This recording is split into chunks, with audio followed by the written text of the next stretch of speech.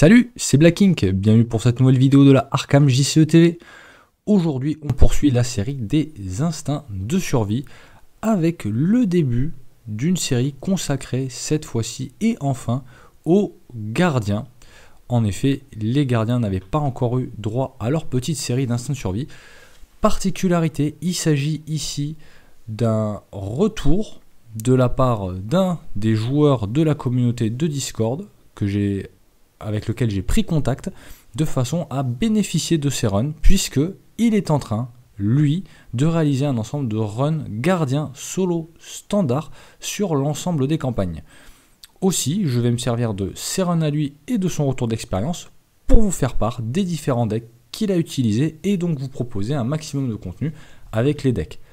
Sur les règles de ces runs, il s'agit, comme j'ai pu le dire, de runs avec l'ensemble des gardiens du jeu, en solo, en standard, en tabou dernière version, mais avec l'intégralité du pool de cartes. L'objectif ici est d'utiliser le gardien de la campagne dans laquelle il est paru et d'essayer de diversifier un maximum les deck building possibles au niveau des gardiens. On le sait, les gardiens ont du mal, notamment avec l'enquête, et du coup en solo, c'est pas forcément les investigateurs les mieux taillés, les mieux armés pour affronter le jeu. Néanmoins, quelque part, Akodo Fossea, que je remercie chaleureusement pour son aide et sans qui cette série de vidéos ne pourrait pas voir le jour aujourd'hui, va essayer du coup de nous montrer en quoi le fait de disposer d'une collection complète va aider les gardiens à réussir ce fameux challenge solo standard. Donc sans plus tarder, on va procéder dans l'ordre, comme d'habitude en vous parlant de l'investigateur, en faisant quelques petits rappels sur la campagne. Le deck utilisé, je parlerai d'abord du deck de base pour finir avec le deck final, en vous parlant rapidement des différentes améliorations. Et enfin, je vous parlerai du retour d'expérience qu'il m'a fait sur chacune des campagnes. Évidemment, on va commencer comme d'habitude par le primus inter pares, le premier d'entre tous. J'ai nommé Roland Banks, qu'on ne présente plus, ce gardien de la boîte de base avec 3 de volonté, 3 d'intelligence, 4 de force, 2 d'agilité, qui a les traits agence, détective, 9 points de vie, 5 points de santé mentale, une capacité réaction après que vous avez vaincu un ennemi, découvrez un indice dans votre lieu, limite d'une fois par round, un signe des anciens qui nous donne +1 pour chaque indice dans votre lieu, une construction de deck de biclassage dit classique, gardien de niveau 0 à 5, chercheur de niveau 0 à 2 et neutre de niveau 0 à 5. On le voit d'emblée, Roland ne devrait pas souffrir de la difficulté qu'auront les autres gardiens étant donné sa capacité signature qui lui permet de découvrir des indices dans son lieu moyennant le fait de vaincre un ennemi. Et ça tombe bien, que font les gardiens de mieux? Tuer des ennemis. Ces cartes signatures, le 38 spécial de Roland qui est un soutien qui coûte 3, une icône de force, une d'agilité et une libre, les traits objet arme à feu, deck de Roland Banks uniquement, utilisation 4 munitions, pour une capacité activée, dépensez une munition, combattre. Vous gagnez +1 de force pour cette attaque. S'il y a au moins un indice dans votre lieu, vous gagnez +3 de force à la place. Cette attaque inflige +1 dégâts et ça occupe un slot de main. Évidemment, une carte signature qui a une synergie parfaite avec le build de Roland, puisque globalement, vous tâcherez toujours de attaquer ou de vaincre un ennemi avec un indice sur votre lieu pour pouvoir le récupérer moyennant sa capa. Et de ce fait, vous allez bénéficier d'un +3 et non d'un +1 avec le spécial de Roland. Qui plus est, c'est une arme qui peut se recharger, donc ça pourrait être intéressant, notamment dans le cadre d'un pool de cartes complet.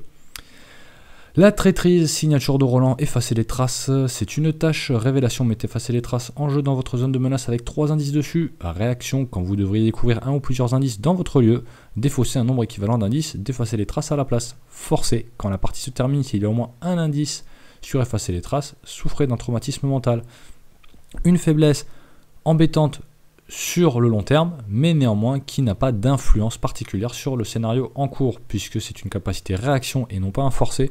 Vous pouvez donc choisir de défausser les indices, d'effacer les traces, ou de continuer à obtenir vos indices tranquillement. Ce qui fait que notamment sur une campagne courte en 3 scénarios, Akodo devrait bien s'accommoder de cette faiblesse signature de Roland.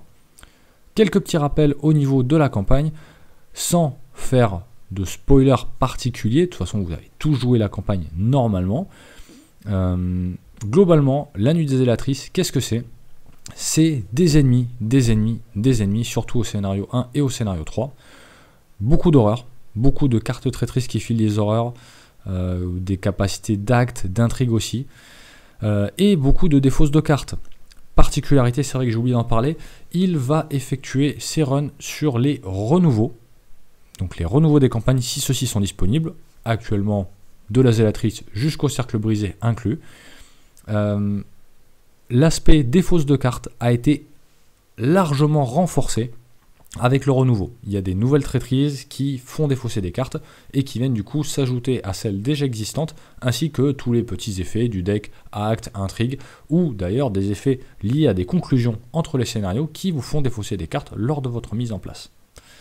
Donc on peut dire que Roland Banks, normalement, devrait bien s'en sortir sur la gestion des ennemis et devrait même en profiter pour pouvoir récupérer des indices. Néanmoins, avec sa faible santé mentale, il va falloir pouvoir gérer les horreurs que va nous envoyer la campagne et surtout les différentes traîtrises. Avec un 3 de volonté, il va falloir faire attention à ce point-là. Et sur la défausse de cartes, Roland dispose de cartes chercheurs qui vont lui permettre de piocher, peut-être aussi de cartes gardiens qui vont lui permettre de tutorer, donc il va peut-être pouvoir réussir à pallier cette difficulté. Néanmoins, c'est quelque chose qui peut mettre à mal les différentes combinaisons, combos ou éléments clés qu'il voudrait mettre en place au sein de son deck. Donc il va falloir faire attention à tout ça. Et en parlant du deck, du coup, on va pouvoir enchaîner avec le deck de base. Je rappelle, il utilise la collection complète dans le but de proposer un maximum de builds diversifiés à l'ensemble des joueurs en fonction des gardiens et évidemment de leurs contraintes de deck building. Donc Roland, qu'est-ce que ça nous donne? Bon, d'emblée, on voit qu'il y a une arme à 3 points d'expérience. Comment est-ce possible? Eh bien, il a fait le choix d'utiliser dans le vif du sujet cette carte qui nous vient des confins de la Terre et qui, moyennant un traumatisme physique et un traumatisme mental ou de l'un ou de l'autre, nous permet d'avoir 3 points d'expérience dès le début de la construction de notre deck. Évidemment, du coup, on le voit, il a choisi Enchanter une arme, cet événement qui coûte 3 points d'XP et qui nous permet, du coup, comme son nom l'indique, d'enchanter une arme et d'améliorer du coup nos possibilités de réussite, puisque d'une part on va pouvoir additionner notre volonté à notre force lors de cette attaque, et par ailleurs nous allons faire un dégât supplémentaire. Évidemment c'est une carte qui va être judicieusement attachée au spécial de Roland. De ce fait on va avoir une compétence globale de 3 de volonté, 4 de force, 7, plus le plus 1 du spécial de Roland s'il n'y a pas d'indice sur entre lieux, donc 8 à minima. Si un indice entre lieux, 7 plus 3, 10, donc vraiment une valeur de compétence vraiment très solide, bien au-delà de ce qui est nécessaire en standard, ça va largement pour du difficile, voire pour du expert, et évidemment avec ce petit dégât supplémentaire une fois, puisqu'il faut évidemment incliner, enchanter une arme pour réaliser cet effet. On continue du coup sur le combat, il a pris 2 machettes, je le rappelle, les machettes dans les tabous dernière version, la version de 2022, n'est plus une carte enchaînée, ce qui fait qu'elle est de nouveau de niveau 0 et il peut du coup la prendre dès le début. Évidemment en solo, la machette reste une option de choix pour Roland et pour évidemment venir vaincre des ennemis, puisqu'on va pouvoir faire 2 dégâts moyennant un petit boost de plus 1 en force. Au niveau du combat toujours, le chien de garde.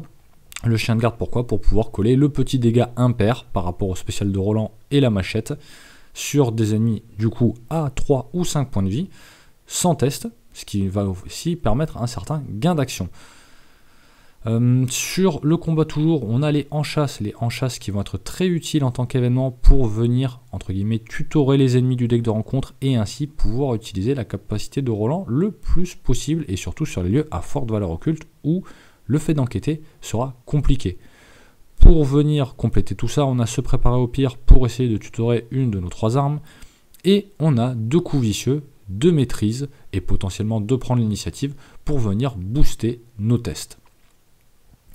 Du coup, on passe à l'enquête et on voit que Akodo a décidé d'inclure dans son deck 2 exemplaires de Mémoire Macabre, une nouvelle carte parue avec le cycle des clés écarlates qui est un livre qui prend un slot de main et qui, moyennant une capacité activée, nous permet, avec un boost de plus dans l'intelligence, qui porte Roland quand même à 5, 3 plus 5, si je ne m'abuse, lui permet du coup d'enquêter avec une valeur assez intéressante et qui plus est, en cas de réussite, de piocher une carte. Ce qui fait que Roland, au global, a quand même une capacité de pioche assez intéressante, d'une part avec les maîtrises qu'on a vues, les mémoires macabres, les perceptions qui viennent aussi du coup renforcer les tests avec mémoire macabre, qui permettent à Roland d'être à 7 en intelligence, donc c'est vraiment une valeur aussi très très sympa, surtout pour un gardien, franchement c'est pas rien.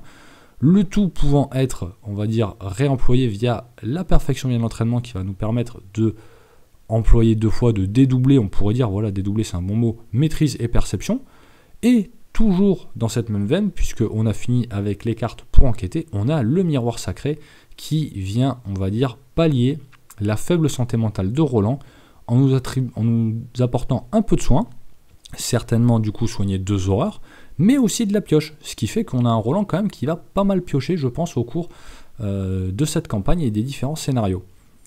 Dans ce fameux, on va dire, ce petit module support, soutien, au-delà du soin, qu'est-ce qu'on a? On a de la mobilité avec le raccourci, on a une esquive, de façon à venir se prémunir d'une attaque peut-être trop importante, on pense au prêtre ghoul ou à une mordote, et on a les révélations stupéfiantes, puisque comme on peut le voir, avec la perfection vient de l'entraînement et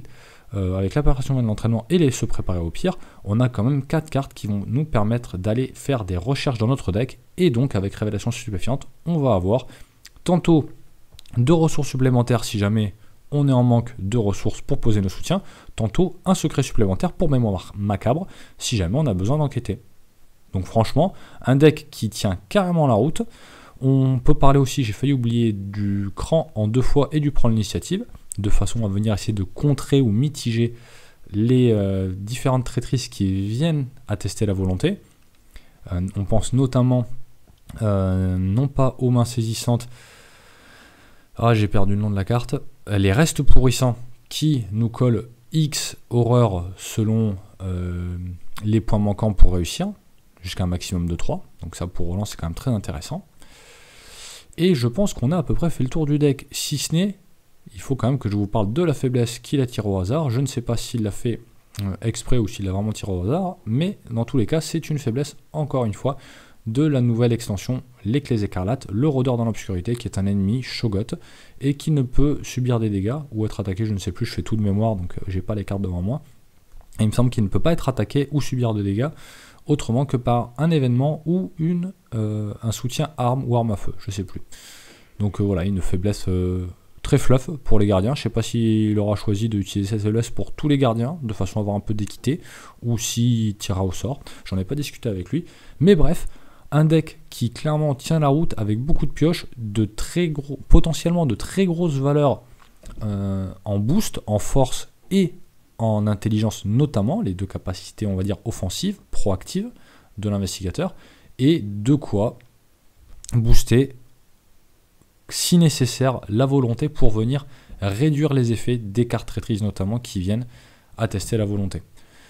On voit qu'il a fait la passe sur l'agilité, en même temps c'est pas forcément la campagne qui met en avant le plus l'agilité, qui plus est les mains saisissantes qui sont la traîtrise principale à l'agilité sur cette campagne nous font des dégâts et on a 9 points de vie, plus le miroir sacré, plus le chien de garde. Honnêtement, Roland, avec ça, il est paré. Quelques détails supplémentaires, on le voit en matière d'icônes de compétences. On a une majorité d'icônes de force, un poil plus que pour l'intelligence, mais on voit très bien que les stats sont boostés au niveau des capacités proactives, comme je disais, et derrière la volonté, quelques icônes libres et l'agilité, quasiment rien. Comme je l'ai dit, c'est pas bien grave. En termes de coût, on voit que le deck est pas un deck qui est spécialement cher. Il y a quand même pas mal de soutien à 3. Néanmoins, avec les révélations stupéfiantes, il devrait pouvoir s'en sortir sans trop de difficulté pour pouvoir poser ses soutiens. Et puis par ailleurs, très peu de cartes qui coûtent 2, beaucoup de cartes qui coûtent 1, donc ça devrait rouler sans trop de soucis. Au niveau du deck amélioré, donc j'ai pas le nombre d'XP total, on va vite fait compter ça, avec le sac à dos 2, Malesson x2, donc ça fait 6, le s'en tenir au plan qui va coûter 6, ça fait 12, enchanter une arme qui était déjà, ça fait 15, explosion dynamite 18, toujours sur ses gardes 19, voilà 19 XP, sachant qu'au total, il lui a fallu en grappiller que 16, puisque enchanter une arme était déjà dans le deck avec dans le livre du sujet. Sur ce, 16 points d'expérience, bon, ça doit se faire. Il faut faire un bon premier scénario et pas trop se craquer sur le deuxième, je pense, mais je pense que ça peut se faire. Moi, j'oscille souvent entre 12 et 16, justement, de mémoire. Mais bref, assez parlé des points d'expérience. On le voit d'emblée, ce qui peut peut-être un peu choquer, c'est le sans tenir au plan, qui du coup est une carte de niveau 3, mais qui étant exceptionnelle coûte 6 points d'expérience. Ce n'est pas rien, c'est clairement un coût qui est assez important, qui est même très cher. Néanmoins, vous le savez tous, en tout cas ceux qui ont joué la carte, sans tenir au plan est un accélérateur de mise en place non négligeable, voire même essentiel. Et on le voit ici, qu'est-ce qu'on a à mettre sous sans tenir au plan? On a l'explosion de dynamite de niveau 3, qui est du coup rapide, qui colle des dégâts à des ennemis dans des lieux connexes. On a le toujours sur ses gardes qui va nous permettre de faire de l'économie de ressources et pouvoir poser un certain nombre de soutiens pour encore plus accélérer notre mise en place. Et on a se préparer au pire pour venir tutorer toujours le spécial de Roland et les machettes. Bref, le triptyque presque habituel. Il n'y a que l'explosion de dynamite, c'est pas systématique que sur cette carte-là sous Roland, mais en gros, sous sans tenir au plan, mais en gros, on a toujours se préparer au pire et toujours sur ses gardes, clairement. En termes d'amélioration aussi, on a un switch entre le chien de garde et le docteur Malleson de niveau 2. Bon, clairement, on pense à la faible santé mentale de Roland. William Malleson est là pour essayer de préserver Roland et lui permettre du coup de choisir en fait la traîtrise ou en tout cas la carte rencontre, d'ailleurs la carte rencontre qui va piocher au cours de la phase du mythe, puisque je le rappelle, le docteur Malleson de niveau 2 qui travaille sur un truc phénoménal et non plus énorme, est une carte qui est apparue avec le cycle des clés écarlates et qui nous permet en fait de piocher non pas une mais 2 cartes du deck de rencontre moyennant le fait de poser un indice sur son lieu et du coup de choisir l'une et de défausser l'autre. Donc pour Roland c'est quand même on va dire un contrôle du deck de rencontre qui est non négligeable, qui est même très important et qui sera utilisé de façon plus qu'opportune par Akodo notamment au cours du scénario 3. Pour venir compléter tout ça et améliorer encore une fois la mise en place, on a évidemment le sac à dos 2XP qui va nous permettre d'aller tutorer des objets et des ravitaillements parmi les 12 premières cartes de notre deck. Alors objets, bon, on le voit, le spécial, les 2 machettes, les 2 mémoires marquables, le miroir sacré. Ça fait quand même du coup 6 objets très intéressants. Et c'est tout ce qu'il va pouvoir tutorer, mais au global, c'est des objets qui sont quand même très intéressants, sachant que le deck ne comporte pas 33 cartes, mais avec sans tenir au plan, ne comporte que 30 cartes, et donc suite à votre main de départ, vous n'avez plus que 25 cartes dans votre deck, donc le sac à dos de niveau 2 vous permet de tutorer des cartes parmi quasiment la moitié de votre deck, sachant que vous avez fait un mulligan avant. Bref, vous devriez vous en sortir de façon plus que convenable. On notera que avec les améliorations, Akodo a dû se défaire de ses enchâsses, de façon notamment certainement à rentrer le sac à dos et l'explosion de dynamite. Et il a dû aussi enlever un se préparer au pire pour mettre un toujours sur ses gardes. Je ne sais pas si c'est exactement ces remplacements-là qui ont été effectués dans cet ordre-là, puisqu'encore une fois je fais tout de mémoire, mais globalement voilà les grandes modifications. Ce qui fait qu'il pourra peut-être un peu moins utiliser la capacité de Roland pour récupérer des indices. Néanmoins, on l'a vu, il y a quand même beaucoup d'ennemis dans la campagne, ce qui fait que ça ne devrait pas poser trop de problèmes. Au niveau des icônes, on voit, alors peut-être pas un rééquilibrage, mais en tout cas un petit surplus d'icônes de volonté, notamment encore une fois pour le dernier scénario certainement où les tests de volonté sont pas forcément, enfin s'ils sont quand même légion, sont quand même assez nombreux. Et puis par ailleurs, peuvent permettre aussi de venir clôturer le scénario en arrêtant le rituel, pour rappel. Niveau icône d'intelligence, on est toujours pareil, un peu moins d'icônes de force, mais bon, on a enchanté une arme et on a l'explosion de dynamite, ça devrait bien se passer. Au niveau du coup, là, il y a quand même une grosse amélioration, il y a moins de soutien qui coûte, enfin, il y a moins de cartes qui coûtent 3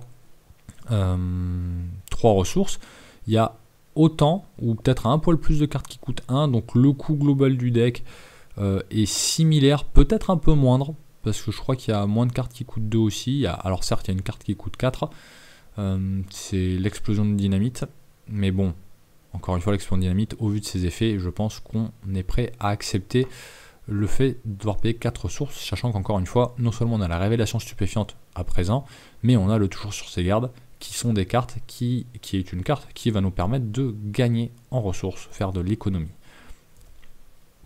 On va parler maintenant du retour d'expérience d'Akodo. Alors sur le déroulement de la campagne, il n'y a pas grand chose à dire, tout s'est très bien déroulé, il a tracé la glace. L'effet notable dont on peut parler, c'est que Roland a réussi à gérer le prêtre ghoul au cours du premier scénario. Il a réussi à interroger 4 cultistes au cours du deuxième scénario.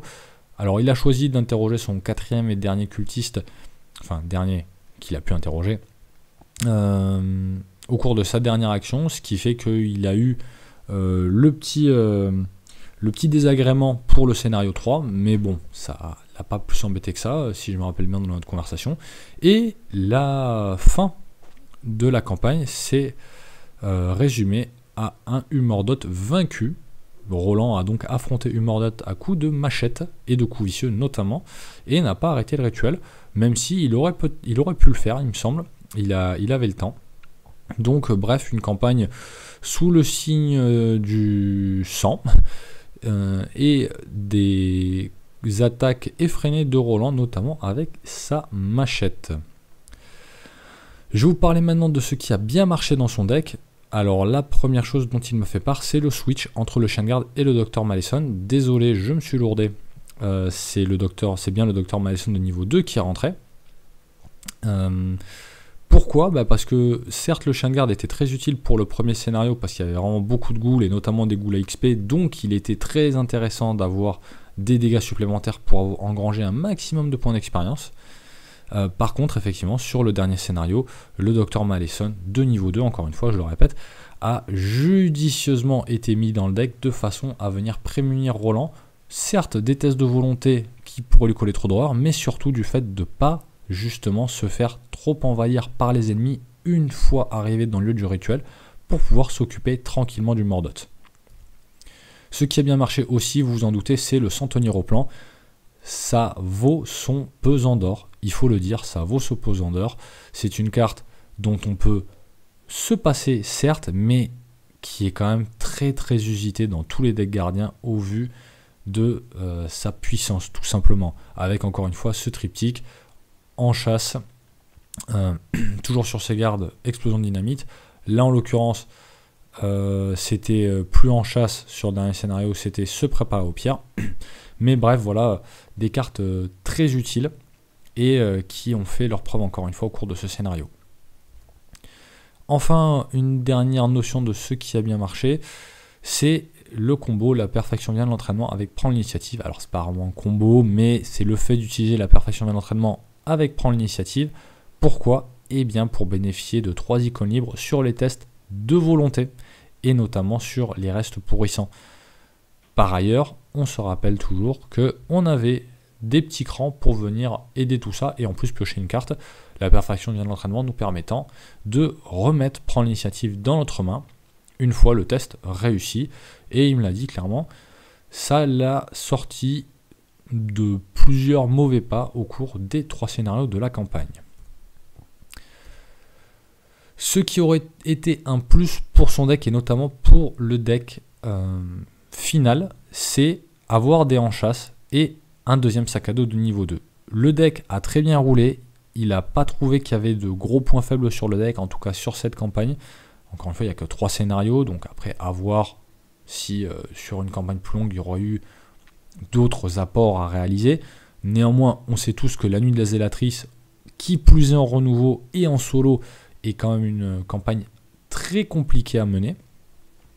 Il a néanmoins mentionné le fait de devoir changer, ou en tout cas, venir enlever les enchasses de son deck, il a senti que la capacité de Roland était, on va dire, utile, toujours d'actualité, mais qu'il la contrôlait un peu moins, parce qu'il ne pouvait pas aller chercher des ennemis. Maintenant, encore une fois, c'est une campagne où il y a beaucoup d'ennemis, donc il n'en a pas trop souffert. Néanmoins, il faudra voir sur d'autres campagnes, peut-être qu'il faudrait les garder. Et le sac à dos, il aurait voulu, s'il avait eu plus d'XP, rentrer un deuxième sac à dos de niveau 2, puisque c'est un pouvoir de tutorage supérieur à se préparer au pire. Voilà ce que j'avais à vous dire sur la première campagne réalisée par Akodo Fossea sur son challenge gardien solo standard. Je le rappelle, il utilise les tabous dernière génération 2022, l'ensemble de la collection, et il effectue ses runs sur les renouveaux. Encore merci beaucoup à lui pour ses retours et du coup le fait qu'il me permette de créer du contenu supplémentaire et surtout avant l'heure pour vous. J'espère que la vidéo vous a plu. L'objectif encore une fois c'est de vous permettre de commenter, de proposer d'autres decks et de vous montrer différents deck building possibles avec les différents gardiens de façon à pouvoir vous aider dans vos runs solo, notamment du coup là en standard avec une collection complète. J'espère que la vidéo vous a plu, n'hésitez pas à commenter, aimer, partager. Et d'ici à la prochaine vidéo, je vous souhaite de bonnes parties. À la prochaine. Au revoir.